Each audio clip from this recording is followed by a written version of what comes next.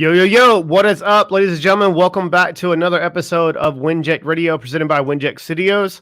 I'm your host for today, Chris Ross, and as you can tell, I have a beautiful soul on the other end of this named Marx Acosta-Rubio, one of my personal friends. He is, if you don't know who he is, you might want to use a thing called Google, and that might can help you try to find more about this guy. Just kind of like in a nutshell, he's grown four of the fastest companies. Obviously, we're top 500. What, 4 times, right? Is it 4 times or 5 times? 4 times, number 383. Right, it's crazy stuff. He's been attached to names from the ones that call themselves gurus, but he's the guy behind the gurus to make things work and tick and move. He's like guy that fades into the black. He's Mr. Wizard of Oz himself. What's up, dude? Welcome to the show. Thanks, bud. I love the intro. The intro you guys have is awesome.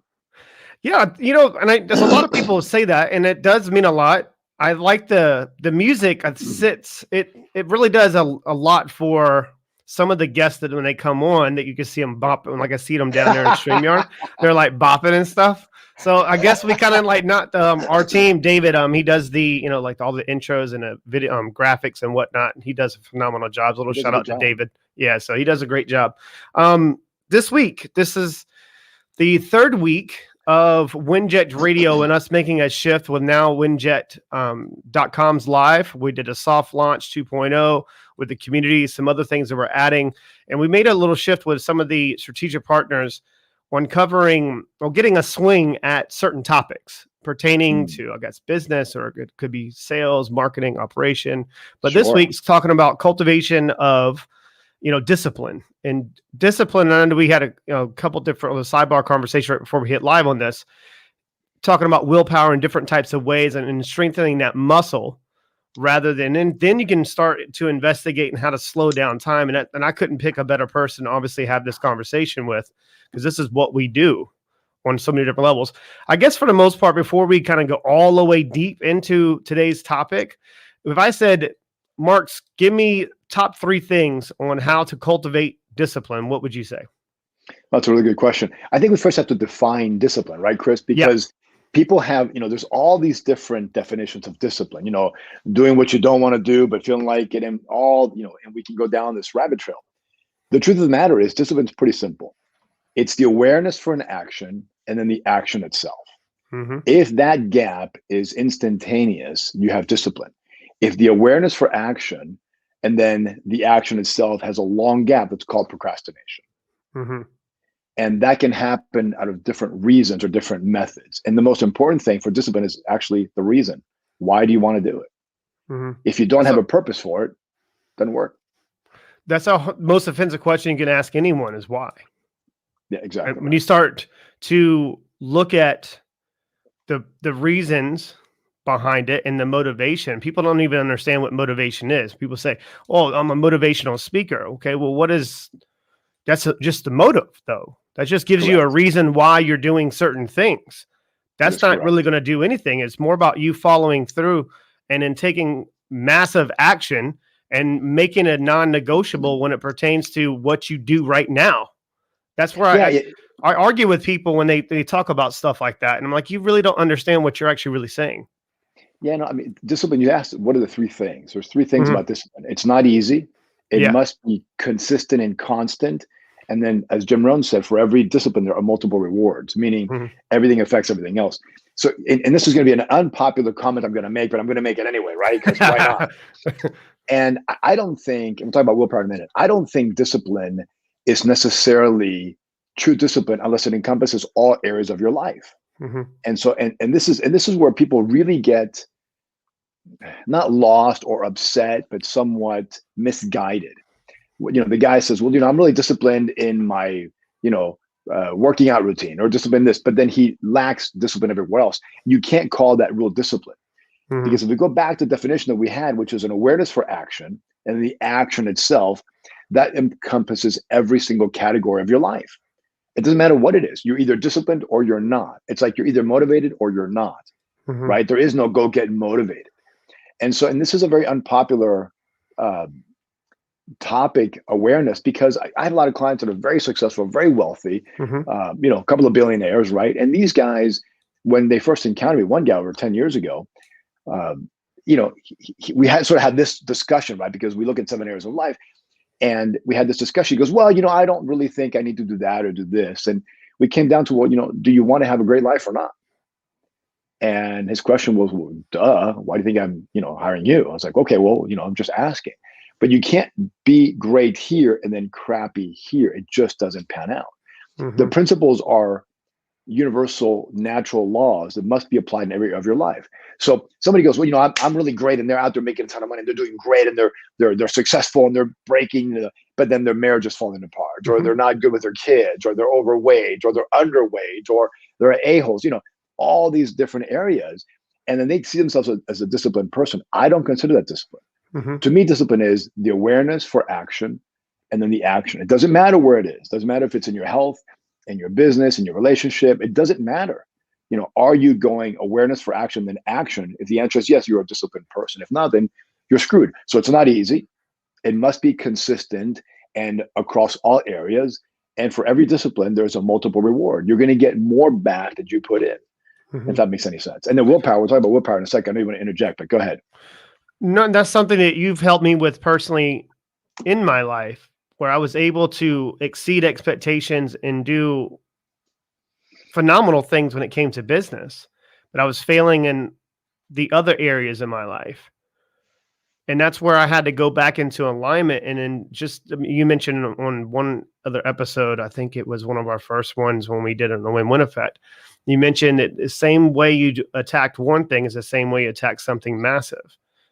That's how you start to really look at the little small movements it takes to overachieve whatever you're setting out for. Well, so, you know, you've heard the saying that some people are one kind of person in business, another kind of person in personal life, right? Yeah.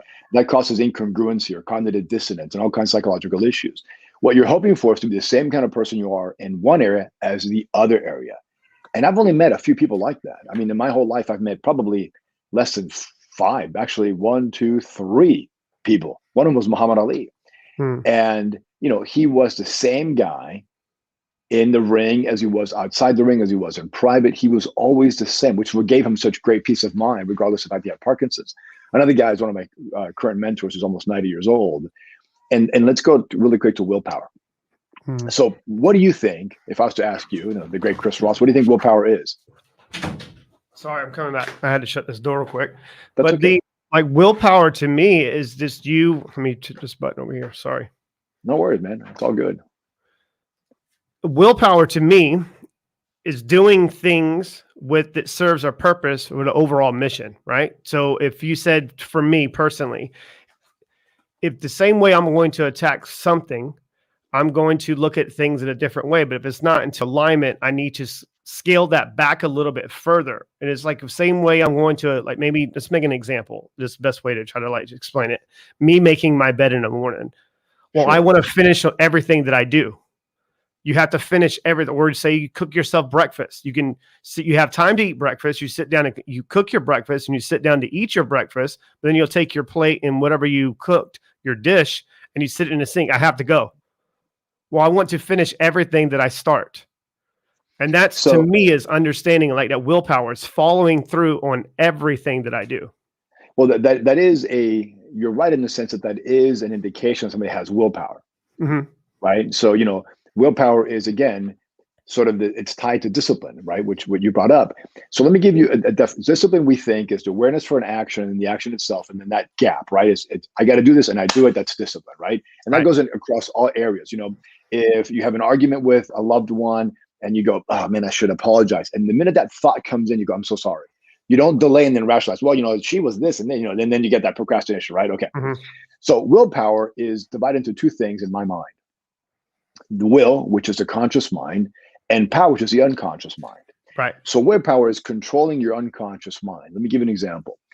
When you get up in the morning, I get up in the morning and, one of the first, I start doing some breathing exercises. First thing I do, right? In the beginning of my day, and I'm up sometimes pretty early, it's not like I want to go do my breathing exercise and my push-ups and my cold bath, right? It's like, ugh. But now I have no choice because it's been programmed into my mind by my will that it's now something that I do every single day, which gives me power. Yes. So the will is the conscious desire to do something. I want to do this. So, you go, I want to lose 50 pounds. I want to do an ice bath every morning. That's your will. Now, the question is, will you get the power, which is what your subconscious mind, affected by your conscious mind, becomes a habit. Now, there's a lot of ways to get that happening, right? And most people who have certificates and degrees don't know jack shit about how to do that stuff. They don't. Right. They really do not, right? Even if they think they do, they don't. And I can't tell how many times I've had people that have come to me who've gone to therapists and psychoanalysts, and then I've got to undo everything they've learned. And I had one lady whose lover had killed herself in front of her. I think I told you this. Yeah, you told me the story. That was 20 months, thousands of dollars with these therapists. It took me one session to get her 80% better, 2 sessions, 100% better, done. And again, not my job, but I just know how to do it. And because we're tapping into the subconscious mind. So the willpower really is, will is what Chris wants. Chris goes, you know what? I want to go back to boxing and I want to do X, Y, and Z. Okay, cool. You made that choice. But now what? Now that power only comes if you're able to program your subconscious mind. Everything we do, you, me, everybody included, is done by the subconscious mind. Whether we affect that consciously or not is really the key to success and happiness, in my opinion. And it's not as complicated, but it does take effort. So willpower is your conscious mind controlling your subconscious mind. Napoleon Hill said in his book, Think and Grow Rich, in the chapter of subconscious mind, he said, it's all about the subconscious mind. Every other of these 12 principles is just to get you to affect the subconscious mind. Wallace Wattles talked about it. Emerson talked about it. I mean, everybody who's anybody talked about that. Even Jesus, right, the great Nazarene, talked about it. But that's really willpower. So discipline and willpower are sort of these twin brothers or sisters. You can't have one without the other. So say, for instance, if I was an individual, someone you were trying to coach at the beginning, how would you go about checking if I had all the right principles in place? So that's a great question. And I do it in a tricky way. And let me explain to you why. So remember, I lost my first fortune, right? It was 10 million in the bank and making a couple of $1,000 a year. Lost it 2008. Wow, it's been a minute. And it took me 2 years to recoup. And then I went back into the whole process and got it back twice as fast, twice as much, and much more now. And one of the things that we need to find out is, where are you exactly? So we have this thing called the intake form, which gets down every single one of your 7 categories, all your existing behavior. And then I trick you. And I trick you at the end of the intake form by asking for your values. And everybody always gives me the wrong values. And then there's a little trick question at the end that elicits the real values, but you don't know what it is. You're like, oh, this is a different question. You kind of write it down. And that's what the real values are. So for me to find out where you lack or what the chances are, I got to find out, where are you now? And once I know where you are, I can find, okay, well, here's what's going on. I go, look, Chris, you this is lacking. What do you think? And then you'll have these BFOs, blinding flash of the obvious, right? Like, oh my God, you're right. Oh my God, you're right. And the reason why we don't do something has nothing to do with the thing itself. Let me give you an example. Let's say that you wanted to work out, hypothetically speaking, you want to go back to lifting weights or boxing, whatever the case would be. And you just can't get yourself to do it, right? You're like, and then you keep rationalizing. I'm too busy at work, or, I'm tired. And there's nothing wrong with that. Those are all accurate rationalizations. And then you think to yourself, okay, well, I lack discipline in this area of wanting to back to boxing or working out, whatever the case would be. And you equate the two. But the truth of the matter is, it's not the same. The reason why you're not working out in this example, right, or boxing, has nothing to do with working out or boxing. There's an underlying benefit that you're getting from not working out, that you're getting from not going to the gym. I see. Right. And that underlying benefit is controlled by your subconscious mind. Well, no, Chris, if we don't go, we get this benefit. So you can try to discipline yourself to change that. But if you don't change the underlying benefit of why you're not going, you're never going to get there. But the minute we find out what that is, and it happens like this, we change it. Now there's no longer a need for discipline, because you are disciplined, right? You either are or you're not. There's no such thing as getting disciplined. When we unhook that, whatever block has you, and we replace with something else, now going to the gym or going to boxing, it becomes a natural consequence. You've experienced this. I've experienced this. There's things that we're just not doing. And all of a sudden one day we just do it. And we didn't require, this effort and this force, like, I'm going to do it. Like, it just sort of happened. Like, oh, okay, well, I decide I'm sort of doing it. Something shifted because of the willpower inside your subconscious mind, which now gives you discipline. Right. So discipline, some people think, is something you go and acquire. Like, I'm going to go be disciplined. No, you either are or you're not disciplined, depending 100%. Upon what. Okay. Yeah, 100%. I mean, the more that you do things over and over, obviously you're now developing a pattern, right? Correct. Then going into habit, and then it turns into a personality trait, AKA lifestyle. It's a lifestyle. When I actually was on a panel and I was asked this question, it was funny, man. They were talking about what's your daily routine. I was like, routine. I don't like the word routine. I like the word ritual. Yeah, Tony Robbins changed that too. He used to go from habits, but you know what, Chris? Despite whatever you call it, it's just a pattern of behavior, right? Yes, that was my point. Yeah. It doesn't matter what you kind of call it. Whatever's going to make it more of an impact for you positively into your life, short term and long term. Like what works for me isn't going to work for everybody else out there, but you can definitely start seeing a pattern that goes, okay, well, I can use that and implement that in my life. But you touched on one thing that I want to circle right back to. Is taking something negative that it's actually bringing you discomfort or bringing you, I don't know, dissatisfaction in your life, and you know it can potentially ruin you short-term and long-term. You need to remove it, but in order for you to remove it, you have to put something else in its place. You have there's everything we do has a benefit for us. Yes, right. Everything, whether it's smoking crack or paying hookers or building companies, it all has a benefit, right? And the benefit doesn't have to be rational. It just has to be understood. And so your subconscious mind goes, well, I need this benefit, and this is the behavior I know how to do to get the benefit. The minute you understand what the benefit is, you can now add any behavior you want to give yourself the same benefit. Let me give an example, a silly example, right? A father yells at his son, damn it, you mother, blah, blah, blah, blah, blah. And his benefit is he wants his son to be better or do good or good in school, right? But the behavior isn't giving him the benefit he wants. In other words, the result. But he thinks he's getting the benefit of the behavior. All I'm going to teach my kid is to yell at him, right? Like that's what he'll learn. Okay, cool. So what's the benefit? I want to teach my kid to learn. The behavior is yelling at him. So we don't eliminate the benefit. We just change the behavior by understanding what the benefit is. So, hey, you know what? And we go, we change that and go, now it's talking to him, kissing him, loving him, whatever the case may be, you're going to get the same benefit. When the subconscious mind goes, oh, okay, well, that's going to give me the benefit. Great. It doesn't have to have a discipline willpower, because you've used willpower to become disciplined. You've changed the subconscious mind with your conscious mind, and now discipline is, my son comes in, I kiss all my kids on the lips, all of them, my boys, my girls, makes no difference, right? So they were like this little, and I do it because it's a behavior, but I know for them it's also showing how much I care. The benefit is dad loves me no matter what, doesn't give a crap, right? And I get the benefit. If the benefit was smacking him in the butt or smacking him in the head to show my love, I do it, right? But it's the best behavior for the proper benefit. So we have to look at discipline not as a behavior trait, but as a consequence of the understanding of how to use willpower to affect the subconscious mind. And everything you do, like we said earlier, good or bad, is a behavior set that's programmed in the subconscious mind. The question is, where did you learn that? And is it helping you? Now, the other thing about your routine, you said that you have rituals that you do every morning that may not work for everybody. I have a little bit of a disagreement with that, in the sense that, I love to follow science, right? And some people go, well, eat whatever makes you feel good. That's not true. There is, without a shadow of a doubt, unequivocally already proven, the best diet. There's, we know that ice baths are good. We know that saunas are good, right? So you don't have to do them. But if you do them, they're affecting your body in a physiological way that affects everybody else.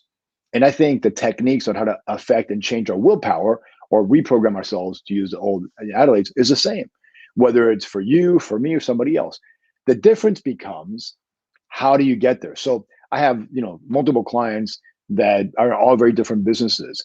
And the end result for me is always the same, right? When I'm looking at them, I want to change this because that's what they want to change. How I get there will depend upon what they give me. Right. But the tools will be the same, right? It's like boxing, this jab, cross, hook, uppercut, overhand, right? Bob and weave, back, So you can do jab, jab, cross, you can do jab, cross, hook, but it's all the same punches, right? How you use them depends upon the feedback you're getting from your existing opponents. And that's by you just reading, engaging energy pretty quickly. It's in my particular case, I've read so many books, right? And I've attended so many seminars, but more importantly, honestly, that's not a backdrop behind him, it's guys, ladies and gentlemen. That's all his books. That's one of the 3 libraries in the house, right? It's not a backdrop. It is, in fact, mine. Chris, and also because I've been doing this for so long, and I've had so many different cases, so many different people, and I have the attitude that you stick with it until, right? So I've had, clients. Look, I used to do therapy, right? I've had clients that come in and they want something and they don't realize they either have to magnify their skill or diminish their wants. And that becomes very interesting, right? But it's a matter of, how do you get good at boxing? You practice, you box, and you spar, right? You spar thousands of that's been me, right? I've had so many different cases and so many different situations. I've just sort of figured it out. And the truth is that the better I get, the less stuff I need to get the change to happen. But anyway, we digress. So willpower, I think, discipline is one of my favorite. I mean, I have it tattooed, right? Discipline, right? So discipline to me is one of my favorite words of all time.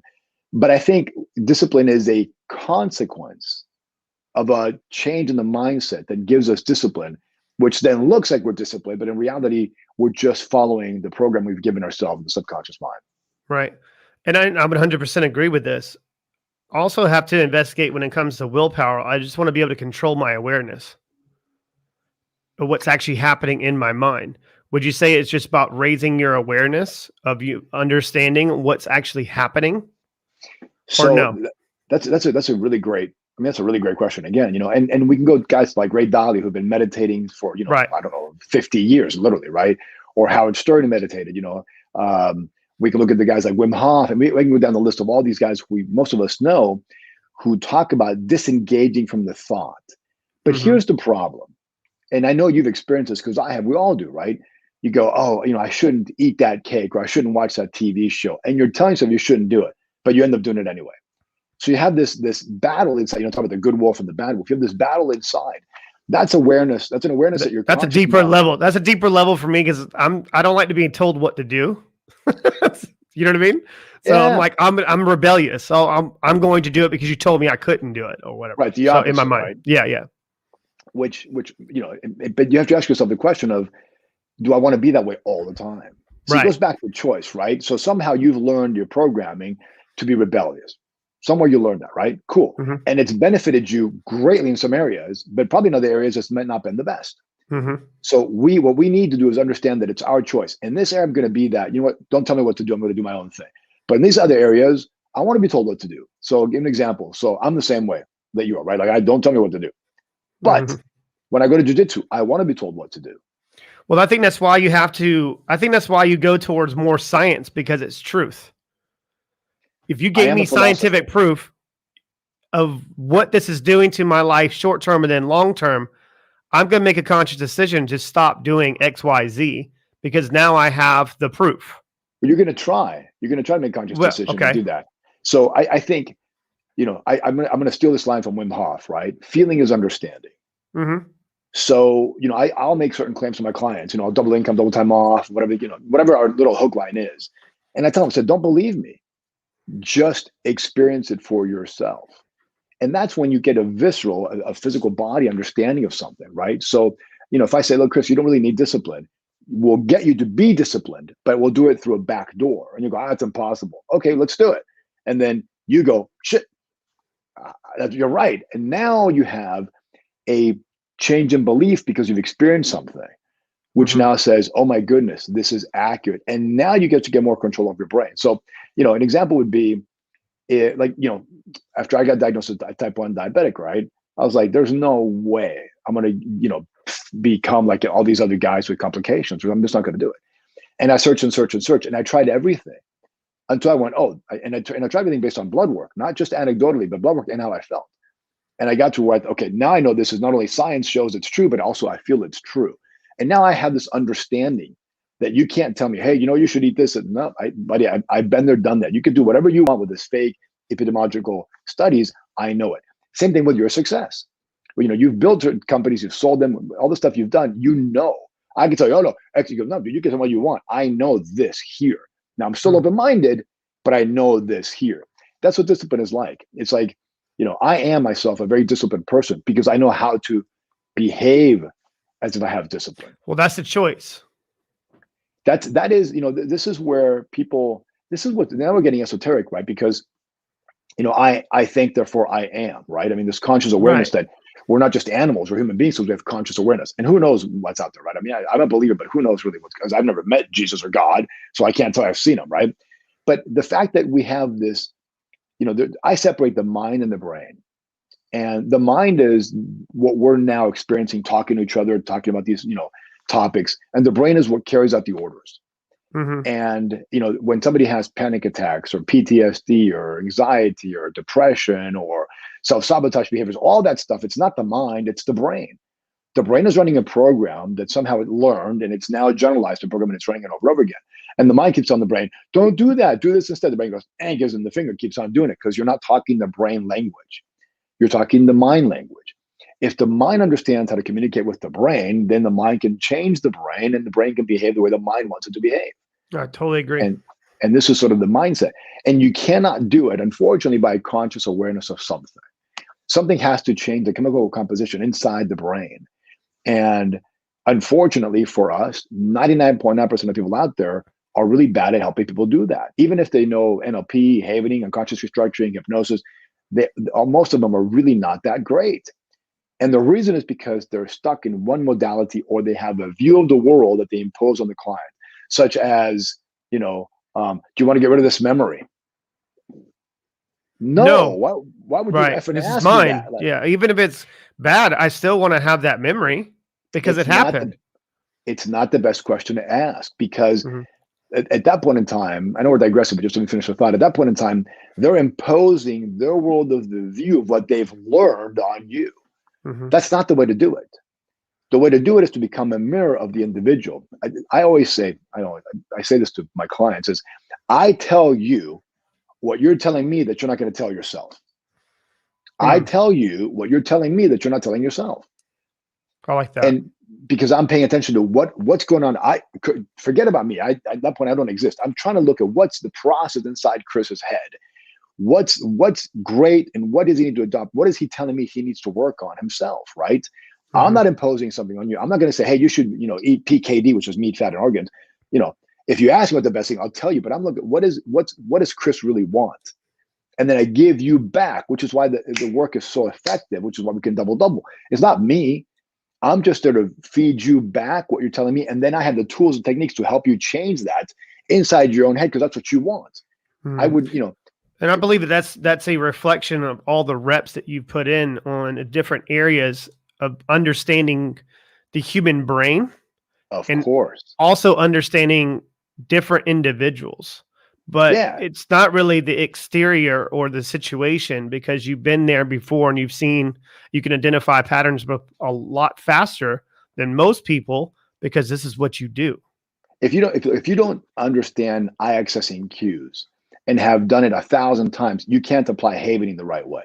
If you don't understand language patterns, both the Milton model and the meta model, you can't do havening the right way.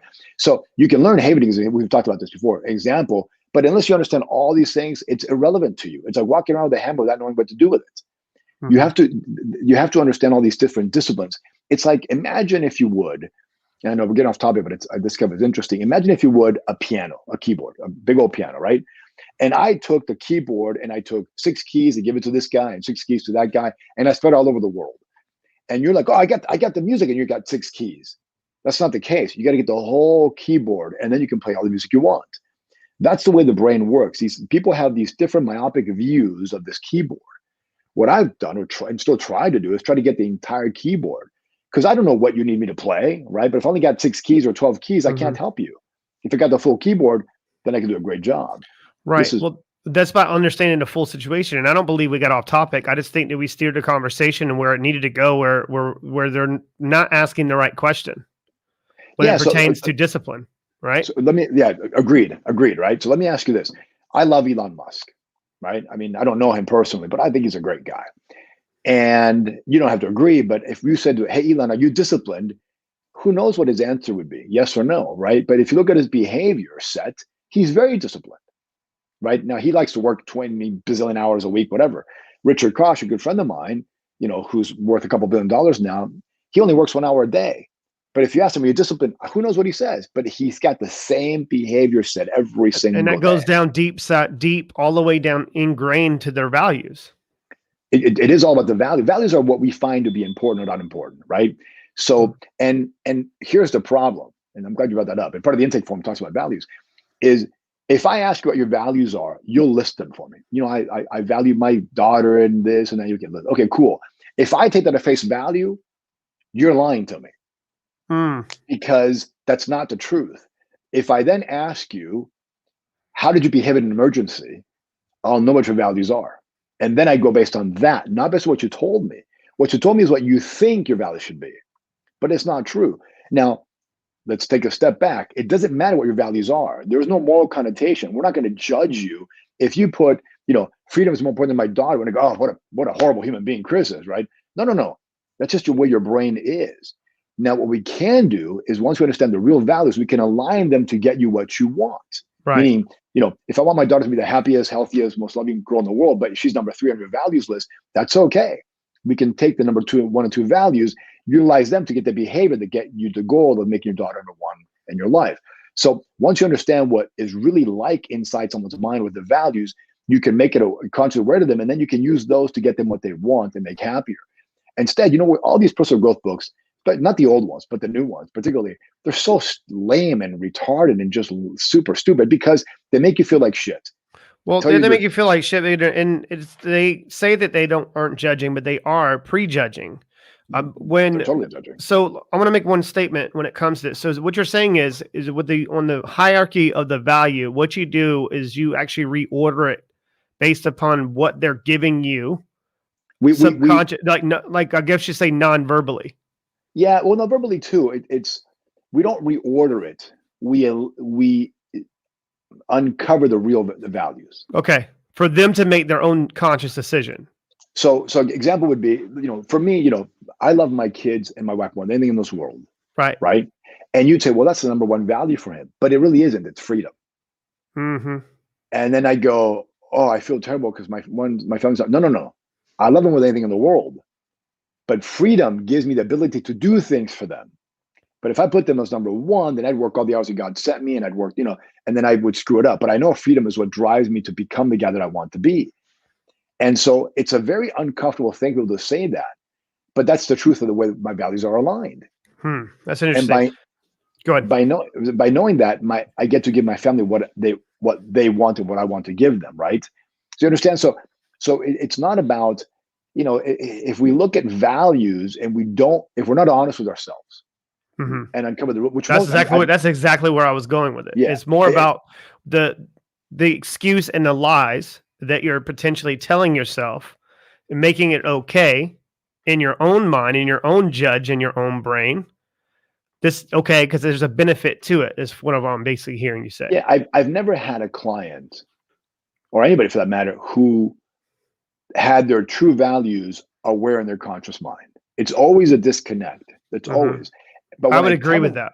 Yeah, when I tell them what their true values are, they go, if I'm honest, that's exactly right. So they confirm. It's not that I don't go, I'm so great. It's like, hey, this is what I think it is. And they go, yep, that's what it is. Great. And now they go, oh my goodness, but I don't, but I kind of feel bad because I thought this was high, but it's really here, and now they have this understanding of, well, hold on a second. Now you know what your true values are. Look at your behavior set. Oh my God, you're right. Mm-hmm. Okay, but let's stop feeling guilty about that, right? What do we need to change there? Remember, look, making more money and having more time off always starts with the mindset. Always, right? It always starts with the mindset. But it's beyond that. It's a metaphor for a better way of living, for a better life. I just spent a week at the beach house, 8 days actually, right? And I read, 8, 9 books. And I must have put together 2 yellow pads of paper. We're talking about 2 yellow pads of papers, right? On ideas for clients and business. And so you go, oh, you're vacationing. Dude, I was working so hard, but I was loving it. Because I'd be sitting outside. I sent you my feet getting tan, right? Oh yeah, just to let everyone know, he was sending me pictures every day of the same type of picture, and just of his feet in sand. But then, as the days obviously progress, his feet were darker. Right. And that's all I said to him. I was like, "Your feet are getting darker." I love it. And so, as I was reading, and I read some really great books. One of which is called Willpower by Napoleon Hill. Mastermind by Napoleon Hill, mm-hmm. which. If you haven't read it, it's a must read. Anyway, but long story short, in that book, Hill talks about, it's his memoirs. It's all the failures he had before he became rich the second time. And he talks about, he goes, I found the master key to riches. It happens to be cosmic habit force. And he found it with his third wife. He was married 4 times. The first one was annulled. Second one was divorce. Third one was this one who ended up being sort of a gold digger. And the fourth one is Annie Lou, who he left with the rest of his life. And understood this master key called cosmic habit force. And he explains cosmic habit force. And the way he explains it is that the universe, the way he says, has this ability to keep on continuing what you've already started. Sort of the law of momentum, if you would. Oh, okay. Right. And so, I do my HRV breathing, my breathing in my cold bath every single morning. It would take something dramatic for me not to do that, right? Because it's so ingrained. That's cosmic habit force. It's no longer a disciplined effort. It's just beyond, it's bigger than me. Like there's this force behind me that gets me to do it every single day. Whether we travel or not, it doesn't matter, right? And so he understood that. And he at that point in time was in New York under negative influences in several lawsuits. And he says, my God, it's this thinking pattern, this state of mind, that negativity that keeps moving forward. So they moved to Florida and changed it. He had more disasters after that. But it was a pretty interesting discovery because talking about discipline, he didn't need discipline. It's the cosmic habit force that kept on pushing it forward, right? The sort of, and what he meant was saying is like, hey, look, once you're ingrained in a habit, there's this law inside our minds, subconscious mind, and universe that just keeps us moving forward. But it's easy to break. It's really easy to break. Would you say, and I think what you're saying is powerful, but I want to go back to one topic or one little comment you made about the values and hierarchy and reordering. But would you say it would be the best way of going about measuring and reassessing your day and figuring out, make sure that you're staying into alignment on what you truly want and what you're trying to manifest, and obviously being conscious of what you're aware about and controlling your awareness and moving on to what you actually do in the actual steps. But if you're looking at what you're valuing and trying to reorder those every day, or at least get to the point to where you're spending a little bit of your time breaking it down, you would be a little bit ahead of the curveball. I mean, I'm just morally curious. I know it's kind of like a weird way of framing a question, but that's just the way that I'm going up, because I'm looking at all these little moving parts, and this is how I'm able to control so many moving parts by me breaking it down, but not spending a lot of time on this. A lot of time I spend on this is more of just in passing thought. I might be on a way to the subway or something like that, and it'll cross my mind. No, look, let's talk about work for a second, right? So I'm defining work as the actual doing of the thing. Okay. Yep. All right. Right. Not the actual thinking of the thing. So, the doing of the thing, work is just, I mean, really everything's work, right? If it's not working, you have to work at it, right? So work is just a word we use to say, look, I mean, it's not that you should be only working an hour a day, right? Richard he goes through his prospective buys an hour a day, and he does other stuff, but he's always working on writing new books, riding his bicycle, playing tennis, those kind of things. So I want to make sure we understand that working to me is the doing of the things. And you shouldn't spend more than 5 hours a day doing the thing, but you spend all the hours that God gave you thinking of the things, right? If I'm going to do jujitsu, I can't do jujitsu more than 5 hours a day, maybe 4 or 5 max, but I can still think about new moves. I can think of, I can be thinking about how to do this part better. of it. That's part of it is when you're on vacation, you can't stop your brain from moving. It's the opposite, right? It gets me to become more productive by figuring things out. Got it. And that's how you slow down time. Correct. And so for me, it's a matter of, I literally built 3 businesses this week. Now, whether or not we can do them, I have no idea, right? But in my mind, okay, here's how we're gonna do 1, 2, and 3. And you could have spent the whole year trying to do that, and you wouldn't come up with it unless you are relaxed and in the flow state, right? Slowing time down, present, nothing in your brain.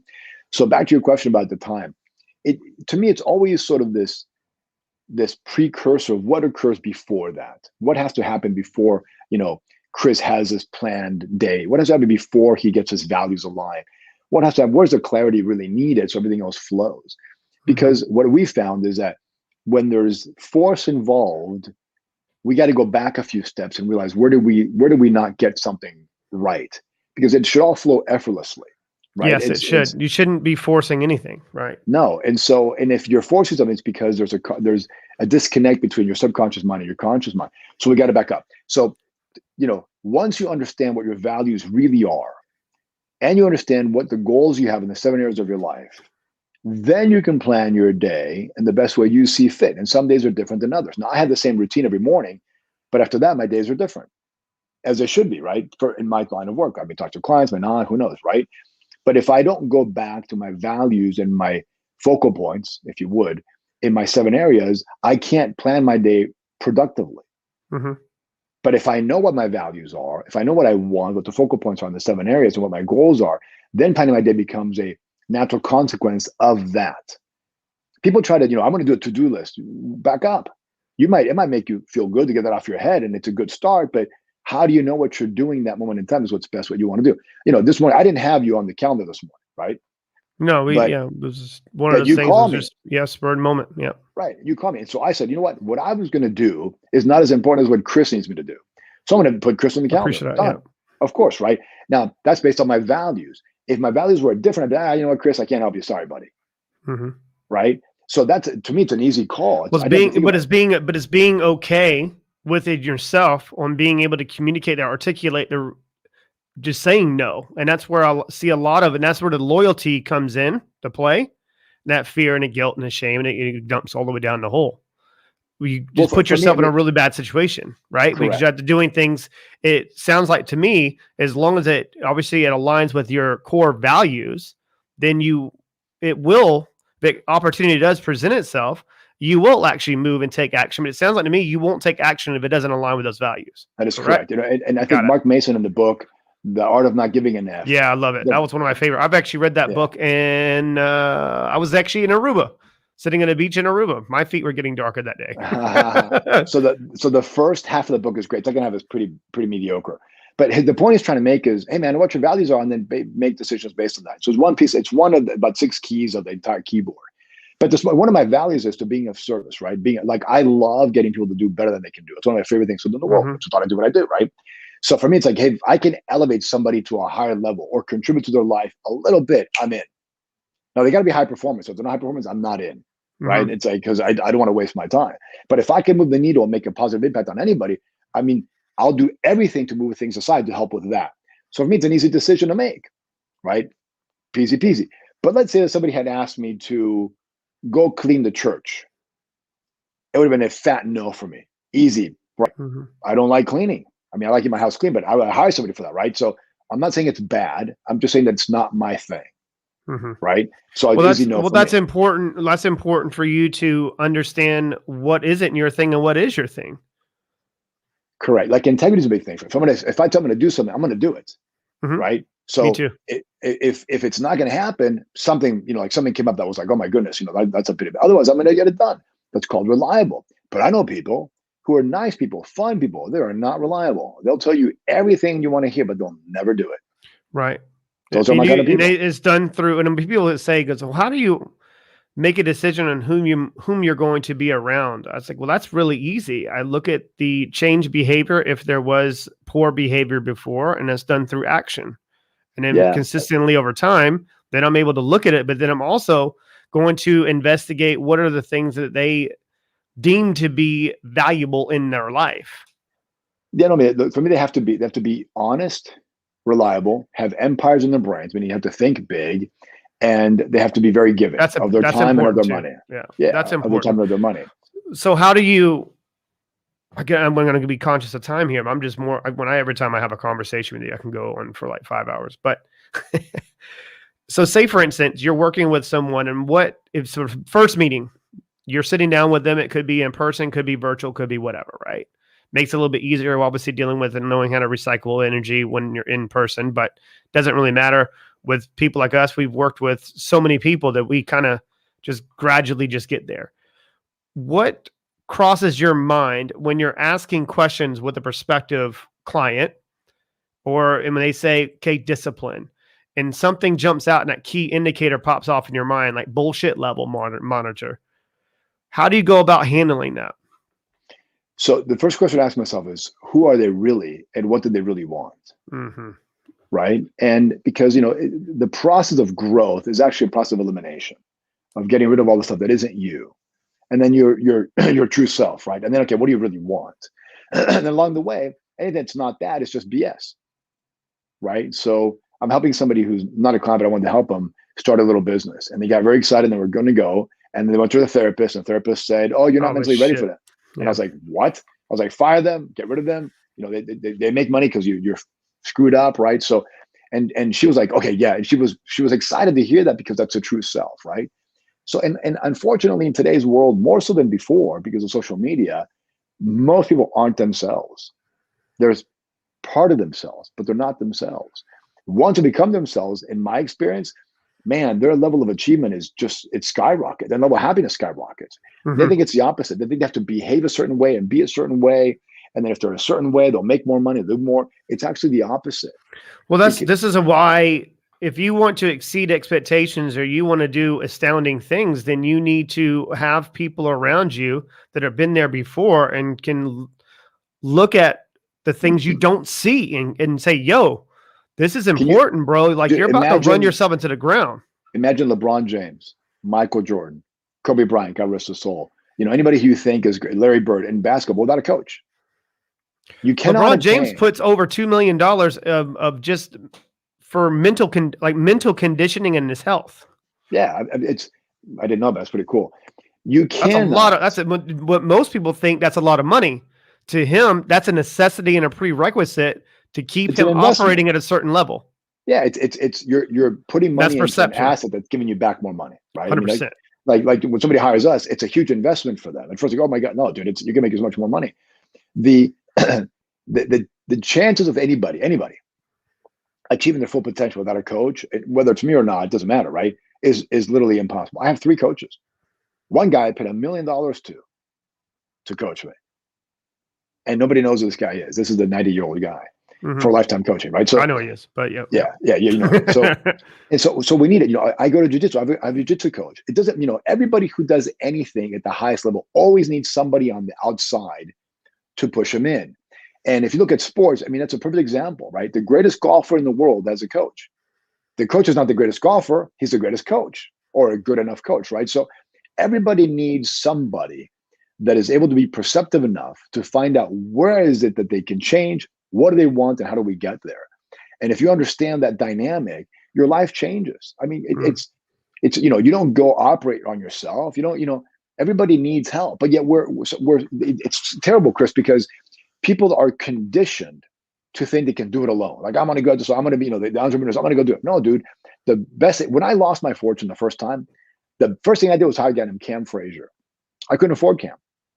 I was like, hey, Cam, and I've known Cam from before. And I was like, dude, and he goes, well, you know, you got to pay me. And he knew I couldn't afford it. He was wealthy. He didn't need the money. He knew that if I didn't pay, I was not going to get the value, right? That's the accountability side of it. Yeah, plus it was serious, right? So I paying him, it made me make more money. And then he's the one that really sort of never told me the answer, but he asked me a lot. And Cam had been a very successful real estate guy that lost it all in Dallas, and he was in front of the FBI. It was an interesting guy. He's dead now, unfortunately. And he's a guy that asked me questions and make me think. And then I was like, oh man, that's really interesting. And then that got the ball rolling. And then after Cam died, I couldn't hit him anymore. And I just kept going from one to the other. But I think it's when somebody comes to me, I mean, most of my clients, and I do okay. Most of my clients are pretty big wigs, right? They make more money than I make, and they're worth more than I'm worth. But I provide a value for them that they can't see, which is, how can you become better? And once they understand that, then it becomes a very great relationship. So to answer your question about that it's who are they really?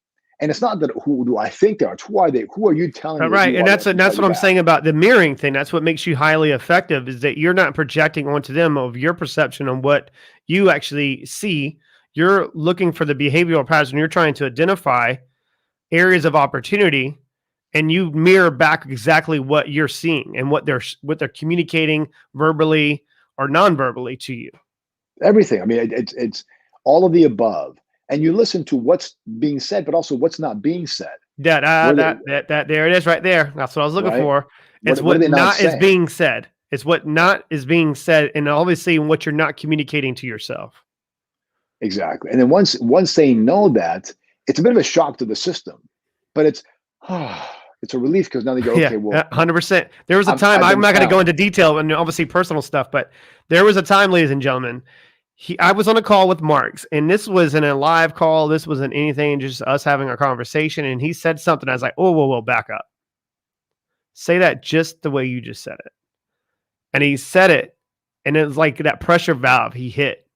And it was something subconsciously, it was screaming to me, but I was ignoring because I didn't want to communicate it to him because I felt like I was going to be judged by communicating it. And that's where it comes back to is surrendering and actually communicating what you really, your deep and darkest secrets.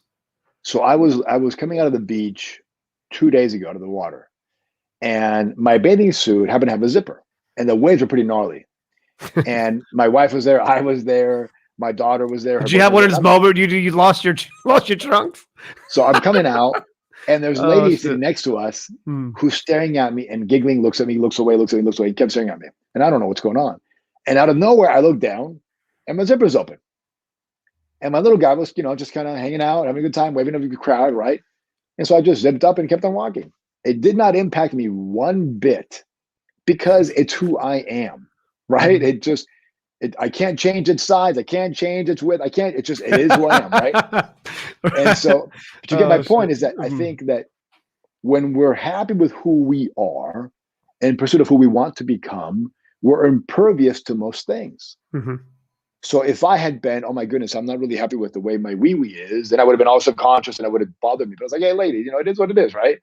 So, and I'm sure she was happy to get a peek at it because, she was smirking. But my point is that when we are at our best, we're just who we truly are. And, I met a guy who was very wealthy, but a total douchebag. But he was never anything other than a douchebag. Like, he made no apologies for being a douchebag. He's consistent being an asshole. Yeah, I get it. He was just an asshole himself. That was his true self. And it made him very successful monetarily. Terrible everywhere else. Monetarily, but successful. But you have to admire that, right? He just sort of knew. Did you ever read that book with the asshole book? I can't remember the author. I read that book. Oh, yeah. No, I have not. I've been reading lately more older stuff, biographies, history, politics, but PGD stuff, older stuff. I find such nuggets because, like with today's science and the knowledge of what I know, how to affect change and what they discovered back when you mix those two, meaning what should change and how to change it, it's a darn powerful combination nowadays. I mean, super, super powerful. Well, that's what keeps you ahead of, I wouldn't say, it would say lack of competition in certain situations. If I knew that I needed to change this and why, and then investigate why it was important in my life and it aligns with my values, then I would go after that one specific person in the industry that was the best in the world at what they did. Yeah, there's nobody better that I found at helping people make more money and work less than me. There just isn't. Well, that's what I'm saying. I mean, you're confident enough and you don't really care about what anybody else is going to say because with so much evidence. I care about the results you get. I care that if you're a client, I care that you are getting what you believe to be value or more, right? That's what matters to me. It doesn't matter if you think I'm great or not. I mean, I could care less. It's, but one of the clients we just picked up, within 3 months, the guy says, hey man, I've got my money's worth. I'm good. I mean, he's still a client, but his evidence was, man, you've done so much already that I'm good. And this guy's worth a few $100 million, right? It's not an easy guy, meaning to change things. But I say that not to boast, right? But to say I haven't found anybody better. Doesn't mean it doesn't exist. I just don't know anybody better.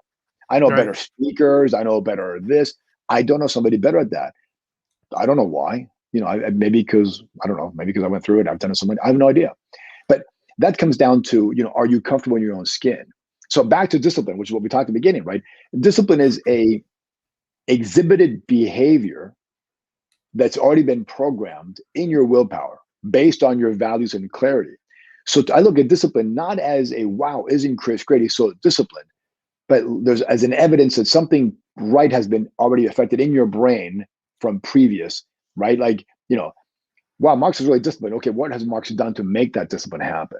So discipline is a consequence, not the effect. Does that make sense? It makes complete sense to me. And and that's why I wanted you to come on to the call. And I think that everything does happen for a reason. I mean, I didn't. I mean, obviously you have it tattooed on your forearms for shit. Might as well. I mean, that's perfect. And I was sitting there thinking, So let me just back up this. So go ahead, please. Discipline is an effect, not a cause. So there's cause and effect, right? So discipline is not the cause of success. It's the effect of a cause that leads to success. I just want to make sure I said that right.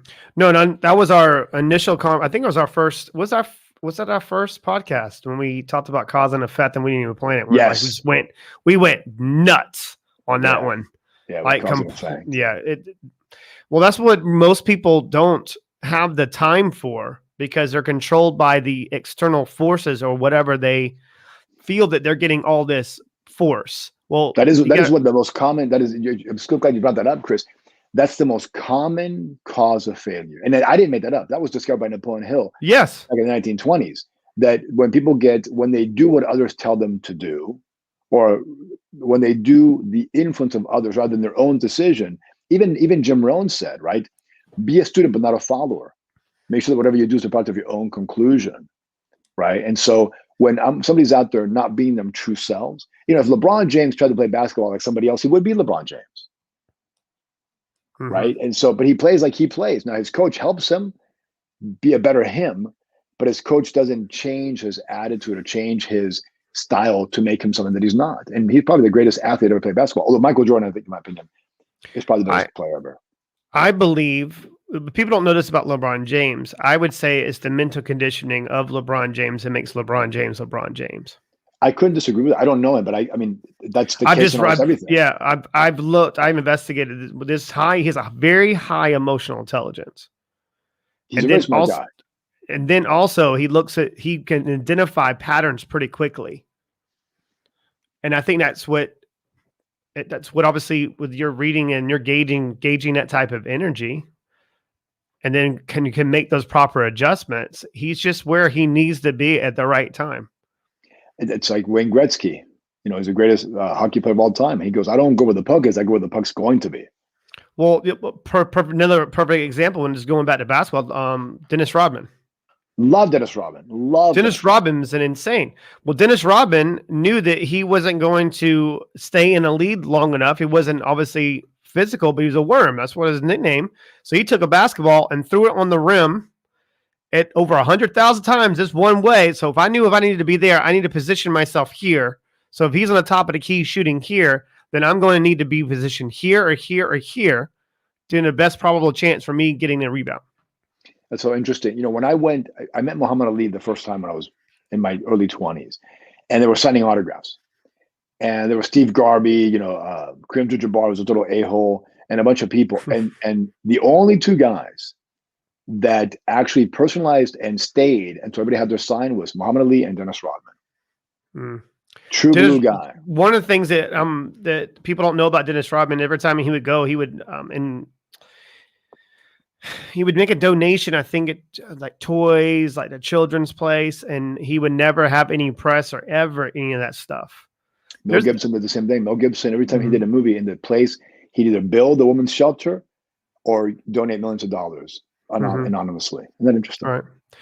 Guys, I hope you got a page and a half, and some type of value, a page and a half full of notes. And yes, we went in a lot of directions when it came to the understanding and negotiating those excuses you have, and it pertains to, obviously goes and fights you off on your willpower and decreases that muscle.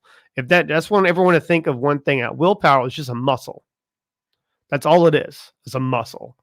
And then make the proper adjustments and whatever you need and what you deem to be valuable in your life. And if it aligns, then you can start being conscious of what you're aware of. And if you're not aware of, then you need to obviously renegotiate that time back into your day and investigate. Like, this is what it's all about, is then you can look at the cause and effect. And then that's where the discipline comes in my opinion. And I love that you mentioned that. It's just the consequence. Yeah, it's there are three self-imposed limitations: procrastination, yes, excuses, and blame, or procrastination, blame, and excuses, whatever order you want. And then they're all endemic of a lack of discipline, which is endemic of a lack of clarity and values, and clarity in where you want and who you are. So if someone's not disciplined, ask yourself the question: well, why am I not disciplined? Because you know what to do. Why am I not doing it? Find the benefit and go, well, how can I attain the same benefit of why I'm not doing that with something that I actually do want to do? And it's, example would be, when I was diagnosed as type diabetic, they said, don't exercise. I was like, okay, well, I want to live long and happy, so I'm not going to exercise. Turns out the benefit was live long and happy. Now I exercise, right? They're like, no, you got to exercise. Okay, great. So now I got to exercise. But the benefit was the same thing, right? Live long and happy. So the behavior was no and then yes, but the benefit stayed the same. And I think this is it's hard to understand, but it's a big aha.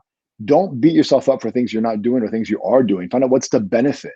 and then find a way you can get the same benefit by doing what you want to do. If you can do that, discipline becomes easy because it becomes a consequence or an effect of a cause.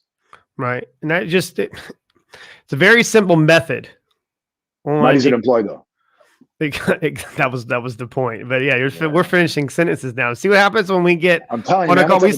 We start finishing each other's. I know, it's like, now. it just kills me. And, all right, guys, be well, be you, be great. Peace out. Much love. Stand by for tomorrow on Russ Johns at 2 p.m. Eastern time on the part 2 of Cultivating Discipline series with Winject Radio, presented by Winject Studios. Marx, love you, man. Appreciate you.